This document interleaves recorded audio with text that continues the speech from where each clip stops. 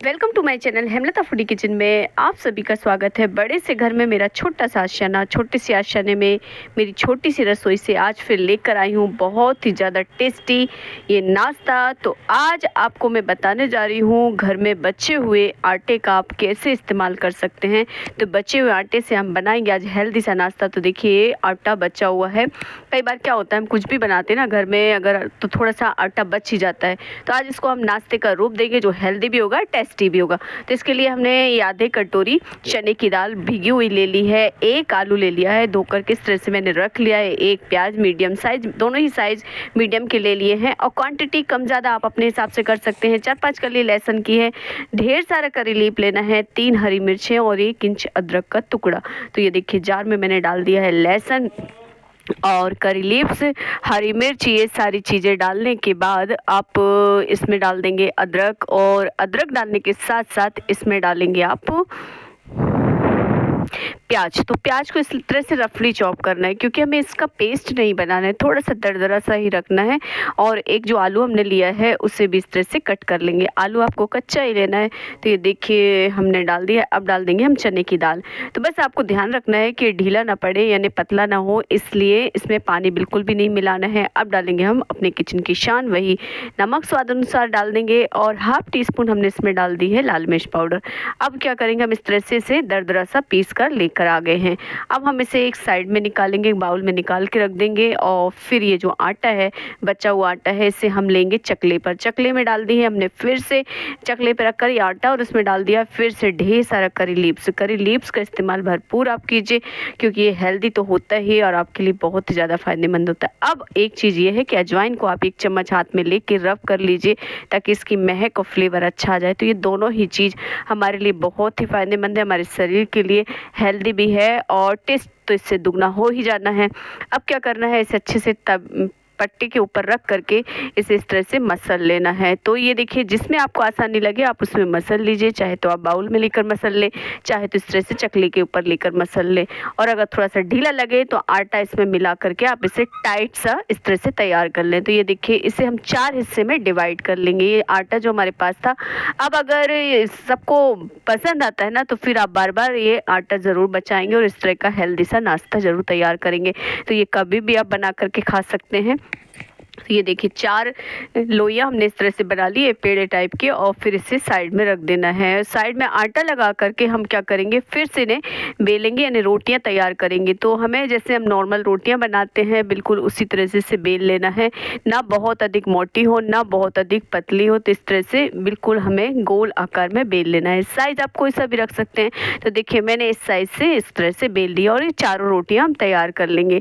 तो ये 4 रोटियाँ हमने तैयार कर ली है, एक एक करके यहाँ बेल करके इस तरह से रख ली है। अब हम क्या करेंगे, ये जो हमने चने का बेस बनाया है इसको अंदर रखेंगे। तो ये देखिए कटोरे में मैंने ट्रांसफ़र पहले से कर रखा था। थोड़ी सी हम इसमें मिर्च पाउडर स्प्रिंकल करेंगे, अगर आपकी इच्छा है तो आप डाल सकते हैं। थोड़ा सा जीरा भी डाल देंगे और इस तरह हाथों से इसे दबा देंगे। तो इसका जो फ्लेवर है ना खाने में बहुत अच्छा आता है, एक एक चीज़ का आपको फ्लेवर मिलने वाला है। और इसे 1-2 चम्मच डाल करके पूरी रोटी पर हमें फैला लेना है। तो हाथ से फैलाएंगे तो आसानी हो जाएगी।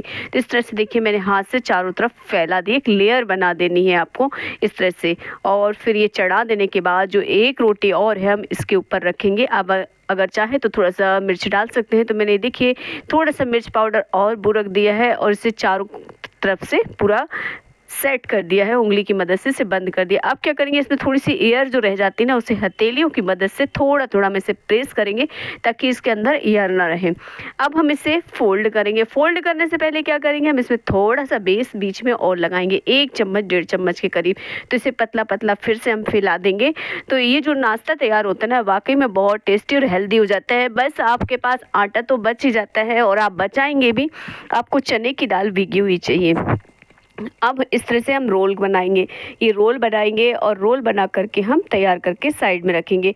इसी तरह से मैंने दूसरा पीस भी तैयार कर लिया है। जो 4 रोटी हमने बनाई थी उससे हमारे क्या हो जाएंगे, 2 रोल तैयार हो जाएंगे। अब हम इसे काट नहीं सकते क्योंकि ये ढीला पड़ गया है, इसलिए हमें इसे दोनों साइड से इस तरह से पैक कर देना है। और पैक करने के बाद इसे हम फ्राई करेंगे। तो फ्राई करने के लिए हमने कढ़ाई में रख दिया है ऑयल। और ये देखिए इस तरह से। और हमने ये चने का जो बेस लगाया है ना, इसकी वजह से थोड़ा सा क्या होता है, ढीला पड़ जाता है। तो आपको जब ये तैयार करना है ना, उसी समय आपको ये करना है।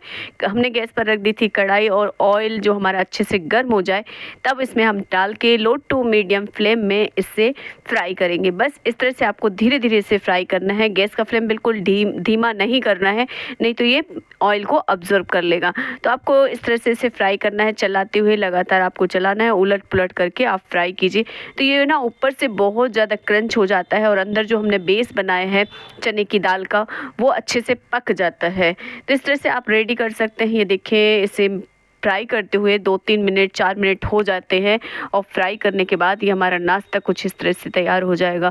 तो अगर आप कट करके बनाएंगे तो ये क्या होता है, जो हमने बेस बनाया है ना, वो बिखर भी सकता है, इसलिए हमने इसे कट नहीं किया है।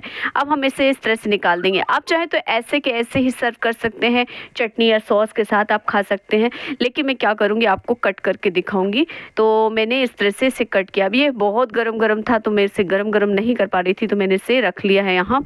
और फिर चाकू का जो नोक है ना, उसे आपको पहले डालना है, नहीं तो ये क्या होगा, ऊपर जो परत कुरकुरी हो गई है ना, वो टूट भी सकती है। तो इसलिए आपको चाकू इस तरह से अंदर डालना है, और फिर धीरे धीरे से कट कर लेना है। तो इस तरह से इसे आप कट कर लीजिए, और पीस में सर्व करना चाहें तो पीस करके आप सर्व कर सकते हैं, नहीं तो आप वैसे ही खाने के लिए दे सकते हैं। और ये हेल्दी सा नाश्ता ना बच्चे लोगों को बहुत पसंद आने वाला है। ऐसा नहीं है कि बड़े नहीं खा सकते, बड़े भी खा सकते हैं। चाय के साथ आप मज़े लीजिए इस नाश्ते का। और मेरी कोशिश रहती है कि आपको अच्छी अच्छी रेसिपी ला कर दूँ। तो ये देखिए बहुत ही टेस्टी हो गया है। और जब थोड़ा सा ये ठंडा हो जाता है ना, तो ऐसा लगता है कि जैसे आपने इसे भपाया है, अंदर का जो हिस्सा है। तो आप इसे स्टीम करके भी खा सकते हैं, लेकिन ये जब इस तरह से करेंगे ना, तो बहुत ही ज़्यादा टेस्टी हो जाएगा। ऑयल इसमें बहुत ही कम लगता है, इसलिए आप टेंशन ना लें। Thanks for watching.